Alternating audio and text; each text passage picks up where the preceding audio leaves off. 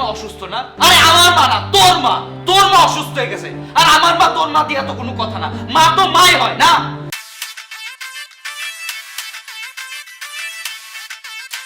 কি ব্যাপার, তুমি কি করতেছো? তুমি আসার সময় পাও না? হ্যাঁ, আমি একটা সুন্দর করে টিকটকটা করতেছিলাম, কি সুন্দর করে আমি নাচটা তুলছি, এর মাঝখানে নাচটা ব্যান্ড বাজারে দিয়ে হয়ে গেল। তোমার কি এইসব ছাড়া আর কোনো কাজ নাই ঘরের মধ্যে করার মতো? এই ছেলে, এই আমি তোমার ঘরে রান্না বান্না করে দিয়ে সেই তো টিকটক করতেছি, তুমি এমন করো কেন? হ্যাঁ, তুমি আমার টিকটকটা সহ্য করতে পারো না। তুমি জানো টিকটকে আমার 5000 ফলোয়ার হয়ে গেছে। 5000 ফলোয়ার হয়ে গেছে? তাহলে তুমি এখন বাসায় কি করতেছো? যাও না 5000 ফলোয়ারের সাথে চলে যাও। আচ্ছা বাদ দাও, চল তুমি নষ্ট করছো তো কি হইছে, আসো আমরা একসাথে টিকটক করি। চলো 3 2 1 0। এই যে আমরা করবা, দেখো না। অসহ্য কর।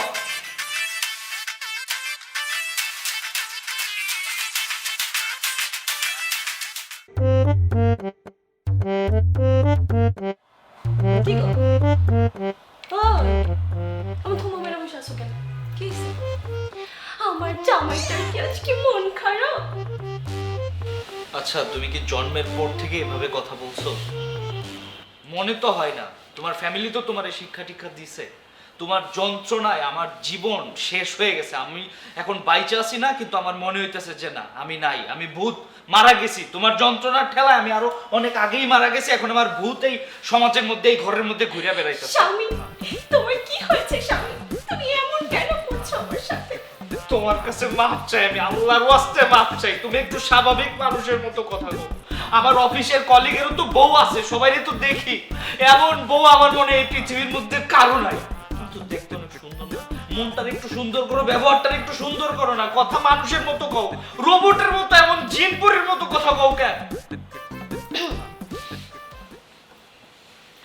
আমি ছিলাম তোমার চোখে মনে কেন আধারে ডুবাবে? তুমি যাও, চলে যাও, শুধু স্মৃতি রেখে যাও। তোমায় পাবো না জানি, শুধু চোখের পানি দিয়ে গেলে আমার। যারে যা, তুই যা, আমার চোখের সামনে তেজা, নাইলে জুতা খুইলা পিটানু শুরু করুন, থামুন না।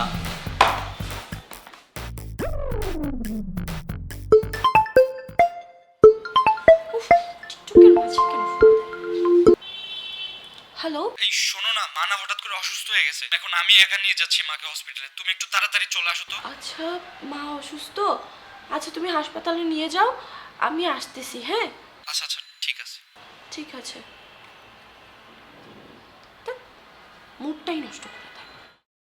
বাংলা আড়ালে ডিস্কো কে নাচে বেস দে হায়ার স্কেলে আশ্চর্য! কি বন্ধ করো। আমি তো বুঝলাম না। আমি যে তোমারে কল দিয়ে বললাম যে মা অসুস্থ হয়ে গেছে, আমি অফিসে ছিলাম, যাইতে পারতেছি না।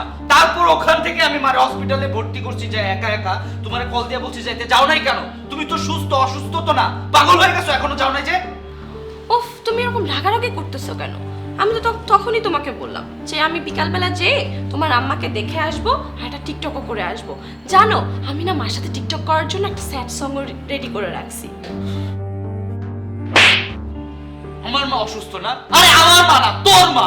তোর মা অসুস্থ হয়ে গেছে, আর আমার মা তোর মা দিয়া তো কোনো কথা না। মা তো মাই হয় না। মা অসুস্থ হয়েছে, সন্তান যাবে সেবা করবে, এইটা হচ্ছে রুলস। তুমি কি করছো? এই সব রুলস ভুলে গেছো। তোমার জীবনের কোনো চিন্তা নাই, কোনো কিছুর দিকে খেয়াল নাই, সারাক্ষণ শুধু টিকটক টিকটক টিকটক। কেন? সব থেকে বেশি প্রায়োরিটি তোমার টিকটক হয়ে গেছে?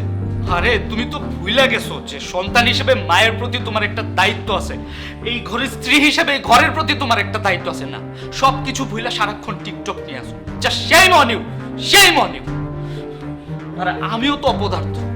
আমি তোমার এইসব কেন বুঝাইতেছি? এইসব তো আর নতুন না, অনেক বুঝাইছি, তুমি তো বোঝো নাই। থাকো, তোমার কাছে যেহেতু সব থেকে ভ্যালুয়েবল জিনিস এই টিকটক, এই পৃথিবীতে, এই টিকটক নিয়ে থাকো। আমি যাইতেছি একা মায়ের সেবা করতে। সেটা আমি দেখবো না যে আমার মা নাকি তোমার মা। আর শোনো, আমি যাইতেছি না, দোয়া করো যেন রাস্তায় যে অ্যাক্সিডেন্ট হয়ে মারা যায়, মারা যাওয়ার পরে আমার লাশের সামনে তুমি টিকটক করো। ওই ভিডিও ভাইরাল হইলে তুমি পুরো বিশ্বের মধ্যে 1 নাম্বার টিকটক সেলিব্রিটি হইতে পারবে। তুমি তো থাকো তুমি। আরে তুমি তো আমাকে একবারও বলো না ওটা আমার মা ছিল। আমি তো জানি ওটা তোমার মা। যার মাই হোক না কেন, আমি কি করছি এটা?